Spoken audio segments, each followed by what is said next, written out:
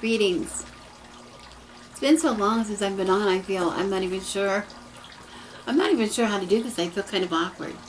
I've been really busy trying to get ready. First of all, we're going away for a big 10-day camping trip coming up. My SCA, it's our one time a year big huge camping trip that we go on. So that's coming up, a lot of things to prepare for that. And I also just finished up a big project that I'm working on. You know, I think I've mentioned before, I'm working on a book project, and which you will hear about later, of course. But one of the things that I wanted to do for the book was a big event kind of thing for me, and it took a lot of preparation. It took a lot of my time in preparation. So I was really busy with that, trying to juggle getting ready for two things at the same time, because that just happened last Saturday, and this Saturday I'm leaving to go on my camping trip. So, but I wanted to come on here. I'm going to do two videos today. I'm going to put this one up, and then I'm going to do another one and put it up in a few days, because I'm going to be gone for a while. So I wanted to, hopefully I will get a chance to do some videos while I'm gone. We'll see what happens. But it was really important. I had a few important things that I wanted to talk to you about today. We are all barreling as fast as we can towards Samhain. I am doing the same thing. I got my dish out last week, and I have it, when I was putting everything away, I saved the dish, my designated candy corn dish that I use. Candy corn is my favorite part, I think, of the Halloween season. As far as treats go, I love all things about Halloween and about Samhain, but I do love the treats. Having candy corn as a staple in the house is my favorite thing. I shouldn't admit it, but it is. Anyway, I have my dish all ready to go. But I wanted to say, this is not an accusatory video, that we're rushing into Samhain before Mabon is here. We do have a few weeks left of Mabon, and that's what I want to talk to you about first in this video. Before we come, because when Samhain comes, it's the beginning usually when a lot of people begin to do shadow work, and I intend to do that as well. As a matter of fact, the event that I had last weekend, part of the event was a little lesson in shadow work, which I will share with you in the next video. But I wanted to talk to you today, firstly, about Mabon and why we care about Mabon. To a lot of people, Mabon seems like a pretty boring Sabbath. Not a lot going on. There's no fun Mabon parties, although my event was a fun Mabon party. But there's no big things. There's no cool decorations, maybe. I'm not sure. There's a lot of things, but what is Mabon all about? Mabon is, or a lot of people call it the equinox. It is the time of the year, the day of Mabon, the day of the equinox, is the light and the dark, the hours of light and dark on the day are equal. But what happens from that moment on, the dark increases every day. It's dark for a little longer, a little longer, a little longer, until the darkest day of the year, which is at Yule, which will happen at Yule. This increasing darkness, this dark time of the year, is a perfect time to work on your shadow work. And that's what I'm going to talk to you about in the next video. But I want to say that before that can happen, before that you start talking about your shadow work, I think it's imperative that you stop and get yourself into balance. Now, what do we mean by getting yourself into balance? When I say that, all the time, the first impression that people have usually is get yourself grounded. Get yourself that you feel grounded. And how do we feel grounded? One way we can feel grounded, like in the springtime, particularly at Imbolc, at Ostara, we're trying to get ourselves grounded as well. We're coming out of the darkness, right? And now we're going back into the light, getting back into the light. We think about grounding ourselves at that time by maybe going to the beach and having all the elements around us, having the sunlight, the heat of the sun and the bright light, and the water and the earth, the sand and the earth between our feet, the breezes on our face. We incorporate all the elements. We maybe do some meditation, we maybe do some drumming, we maybe do some of those kind of things to get ourselves in tune back with the elements. Well, this time of the year, a lot of people are beginning to go inside. They're going inside themselves. They're going inside preparing for, yes, Samhain to come, but preparing for the darkness by maybe examining some of their habits that they want to get rid of, or patterns in their lives that aren't working for them. That's what we mean when we talk about shadow work. Well, what can we do to get ready for that? How do we get back into balance for that? I was reminded, when I think about getting into balance, one of the things that I talk about getting the elements in balance, what do I mean by that? How can we balance fire? How can we balance earth or air or sky or water? I'm thinking about using the elements together, using them together. We think of earth being separate from air, being separate from fire, being separate from water. They are separate, but to get ourselves to feel the balance of the universe, trying to get those in sync is what I'm talking about when I'm talking about getting into balance at this time of the year. If you're not sure what I mean, before we go on any further, I would like to say to you, I think you all know when I use the example of springtime, and I use the example of how we want to use all of our elements and how all of our senses can work together to appreciate spring, to feel the spring, right? How do the senses work together? We have senses, 5 different senses that are different. They're different, right? We see things, we hear things, we taste things, we smell things, we feel things. 5 different senses, but in springtime, when spring comes, we use them together. We go outside, perhaps, from being closed up all winter, and we can see the greening of the outside. We can see buds on the trees, maybe flowers starting to bloom. We can see birds building their nests to lay their eggs, or maybe we can see the result of the birds, right? The birds that have been gone for the winter, a lot of them coming back. We can see it. We can hear the birds as well, can't we? We can hear them singing. We can hear them fighting sometimes. We hear them here, they're territorial, fighting over where they want to build their nests. We can smell those same blossoms that we see. We can smell the blossoms. Something in the air, it smells so good. Okay? Sometimes we can feel the warmth of the sun. We can feel the days getting warmer. There's something about the air. Even here in California, I want to say, even though it's not terrifically cold in the winter, it feels different. The air feels different. It feels clean. Even though we really haven't been that close up that much in the winter, somewhat, the air feels clean. Okay? This time of the year in the fall, the temperature might not be too different, but it's a little different. The air feels crisp. We feel that same crispness that you feel when you're in a colder climate. It feels different. The angle of the sun is different. So many things. And working together, your senses help you get into balance and get into the mood of spring. And everybody acts like it's spring when it's spring. Everybody now is acting like fall is coming. People commenting about getting their socks out of their drawers. People feeling, all these things are starting to happen.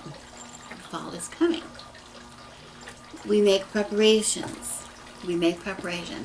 During Mabon. We make the preparations for the colder winter, for the dark of winter, for pulling ourselves inside and having ourselves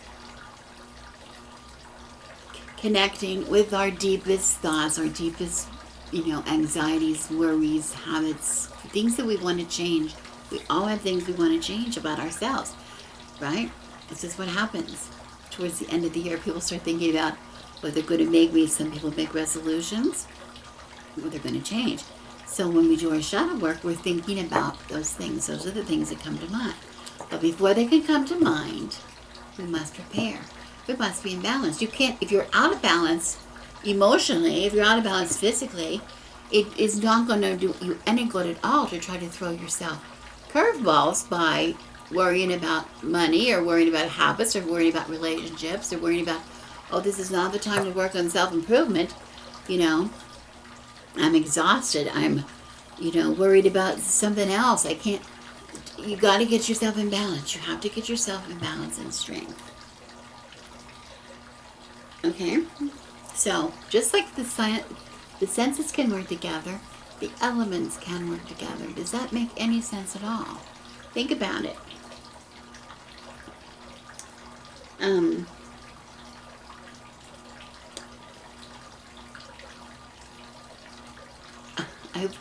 I was thinking about a saying when I think about being very one-sided. There are some people that do nothing but work at their job all the time.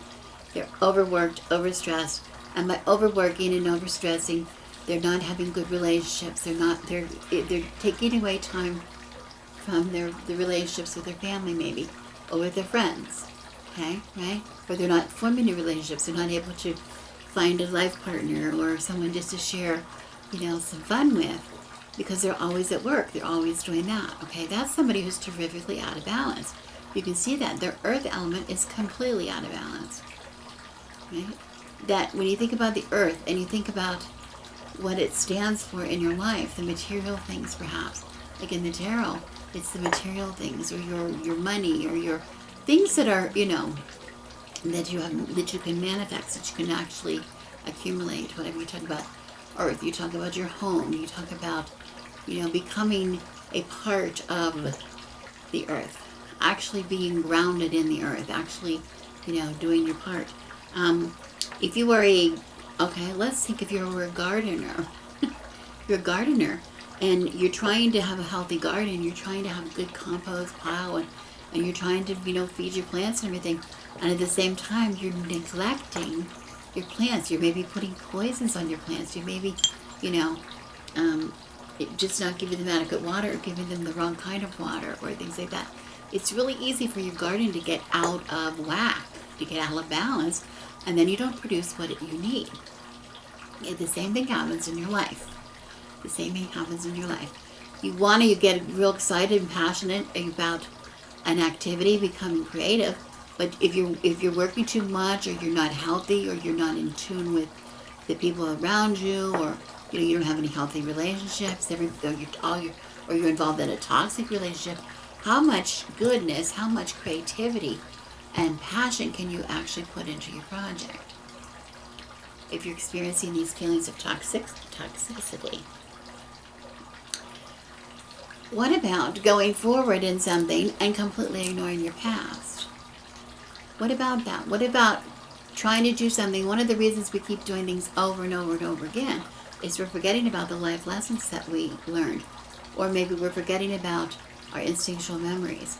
These are things associated with the element of water.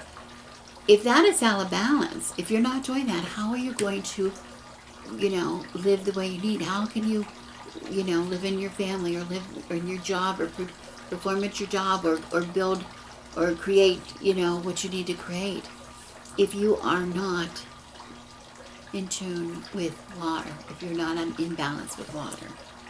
We need these elements to come together. The saying that came into my head when I first was thinking about this was, all work and no play makes Jack a dull boy. That's a really old-fashioned expression.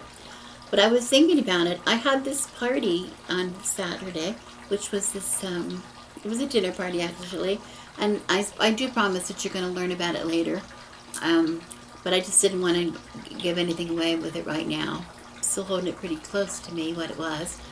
But it was a tremendous amount of effort on my part. And as it came time, and we were I wanted to take a lot of pictures, etc. And as it came closer to the time for to start, I realized I was really not ready. No matter how much preparation I had done, I really had too much to do. And going away for next weekend, that the tasks I had at hand to do for those things was interfering with me putting that time into the other project I was doing. And the old me would have just freaked out. I have to say, I would have freaked out completely. But I just surprised myself by going complete opposite. By going completely opposite, I relaxed, I went with the flow. I did things differently than I would ever normally do. And it turned out really nice. It turned out really well. Because I allowed myself to do things differently, to approach it from a different angle. I approached it from a place of balance, which is not usually my style, I have to say. So, I was really feeling that I was prepared for anything because when it began, because I had given myself permission to be in balance.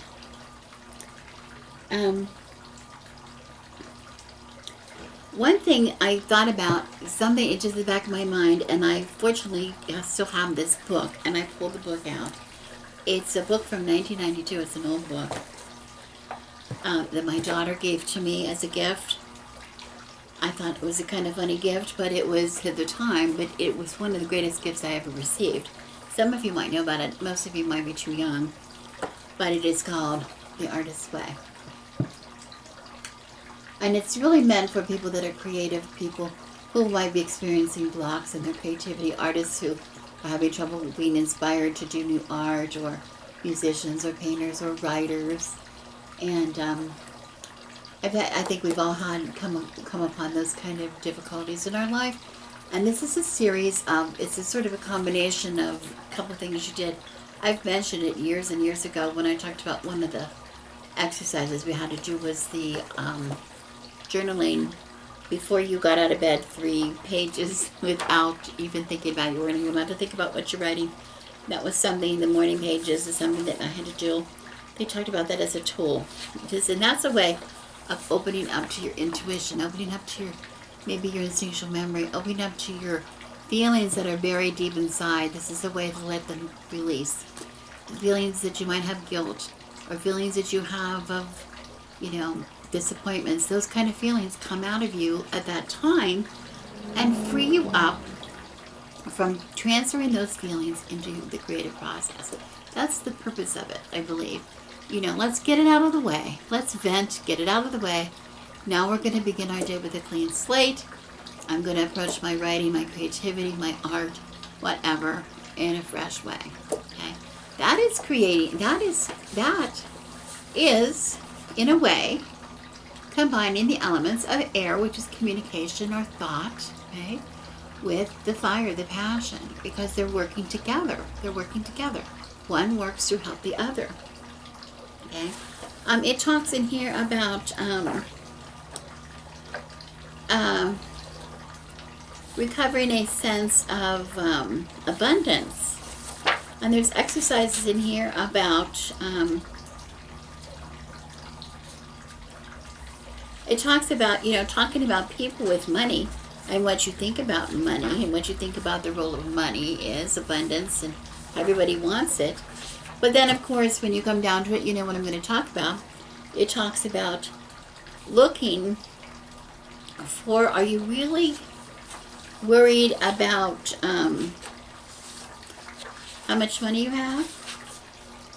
Or are you worried about your physical worth? Or are you worried about your self-worth? It has exercises in here where it asks you to talk about physical money, describing people with money. I'd have more money if, your family, what money has meant to your family, what money means, what money causes, etc. But then in the very next part of the book, it talks about natural abundance that has nothing to do with money. It has to do with, the abundance in nature. It has usually to do with the abundance of space. When you get rid of stuff that is cluttering up your environment. It has to do with the abundance of your creativity. your creativity, your creation. How your mind is really limitless, what you can think of doing. You can really come up with all kinds of things. Your mind doesn't have a price tag on it. Your ideas don't have a price tag on it. It's not the idea that has the price tag on it, right? We cloud that up. Oh, if I could make some art and sell it, I'd be happy. I'd have more money. You see how those things really don't go together? If I make some things, it would complete me. It would complete my sense of abundance using my expression, my self-expression, my creativity. But yes, it might help. It might help very much. How I react to those people around me. It might make some improvements in my life. I might get some money from it. But you see, they're not exclusive. It's not one or the other. It's together. They work together. In order to come, I'm doing something that a lot of us are doing in our journal. In order to bring something new in, we are letting something go out of our bullet journals. We're talking about, some of us are having a depth year. We're trying not only not buy so much, but making space through getting rid of stuff. I'm going to go camping. I told you on Saturday I'm leaving to go camping. And of course we set up a medieval camp, and we spent the first, I don't know how many years, acquiring period items. Period bed, period chair, period, clothing, period shoes, period trims on our clothing, period, maybe musical instruments, whatever, period cups, right? We acquired. And pretty soon our household, our camp that works, had so many things in it, we thought, it'd be more period if we got rid of some of these things. And it's our joke in our camp, more period, is more better. But we learned that less, in order to get period, to look more period, you need to get rid of all the junk. You get rid of the things that are not period. Get rid of the mundane trash. Get rid of the Coke cans, the beer cans. Get rid of the plastic water bottles, and use a cup. Use a pitcher instead of hundreds of bottles, and get rid of your, get rid of all these things. We don't need all these gadgets. We need to do things the more period way we can do things, the less things we needed, and the more period our camp became. You have to get rid of things to make room for the new. Okay? Anyway, this book, then it also talks, there's just so many things. It's I don't know how many weeks this is of exercises. Let's see. 12 weeks. 12 weeks. And then here's one about self-worth and patterns, and how patterns, these very patterns that we're going to be working on during the our shadow work. How did we, here they're associating to art, but they relate to other things, right? When did I first get the idea that I was fat? Where did I first get and then I became fat? They convinced me, right? Where did I get the idea that I was stupid? Where did I get the idea that I'm not a good singer? Where did I get the idea that I don't know how to dance? I could never learn how to dance. Or that I was clumsy. Or that I was not an athlete. I could never do anything athletic. When did I ever get the idea that people didn't like me? So many of us carry these things with us that are not true at all. We're having this memory back to this time, and we're blaming that time for what is causing today. This is a way of recovering that sense of strength, recovering that sense of I am. Not I can't and I'm, not. In order to gain that, to bring balance in our life. Again, here how it refers to the creative process, but it's also how it affects our very lives, our sense of balance. Okay. One quote I got in the book that I really loved a lot.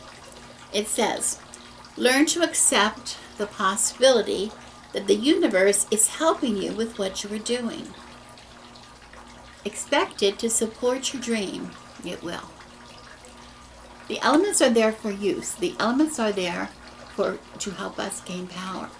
The elements are there to help us with our sense of purpose, building our creativity, seeing our ideas, getting the ideas in the first place, have the intelligence to get an idea, right? Have some thoughts, think it through, communicate with others. The element of fire, building on those ideas, actually doing them, picking the ones that are really going to work for you, actually creating something, actually doing something, actually moving forward with that idea that we first thought of. Okay.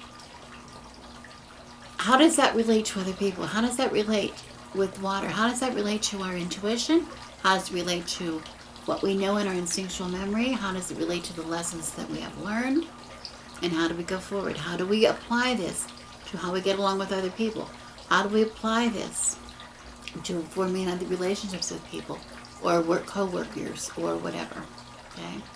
How can we learn using our intuition? How can we go forward with these ideas, making the decisions that we need to make in order for them to manifest? And finally, manifesting the idea with Earth. Manifesting the idea of Earth. Getting things to happen. Getting that family solid. Getting the home. Getting the job. Getting the, whatever it is that you need. Getting the material things. A sense of purpose. Just a sense of purpose. Okay. All of these things happen for a reason. All of these things are available for us at Mabon. They're available to us all the time. But if we just, before we start trying to figure out what's wrong with us, trying to be too analyzing, trying to analyze things, overanalyze things, trying to go into that dark place, which some of us kind of get stuck in, let's prepare ourselves. Let's prepare ourselves. There's only a couple weeks left. It's the perfect time to do it. You can do it anytime, but this is really, that sense of balance, being okay with the world, being okay with the universe. Okay. Element of air. I feel you. I hear what you're saying. Element of fire. I'm excited by you. I'm inspired by you. Element of water. I'm listening. I'm listening. I'm remembering. I'm reaching out to other people. I'm communicating through a connection with other people. Okay. Earth. I feel you. I'm planted. I'm planted here. I feel you. Didn't mean to talk too long, but I just want to say, I hope you had a happy Mabon. I hope if it went by and you missed it and didn't take a chance to use it, use the energies, you still have a couple weeks. Samhain is not until the end of the month. Take a couple weeks and get yourself ready. And if you have this book, or you have it, I recommend, or you get it from the library. But this is not the only thing. This is just something that appeals to me. But it's a really good book, especially if you find yourself stuck and really want a little bit more ideas, more ideas about some things to do, tangible ways that you can help communicate with the elements. And by the way, this is not a spiritual book at all. I mean, as far as it's not a witch book. It's just a nice book. Okay, that's all. Thank you so much for watching. Like always, I'm Rebecca, the Good Wife, and I wish you blessings.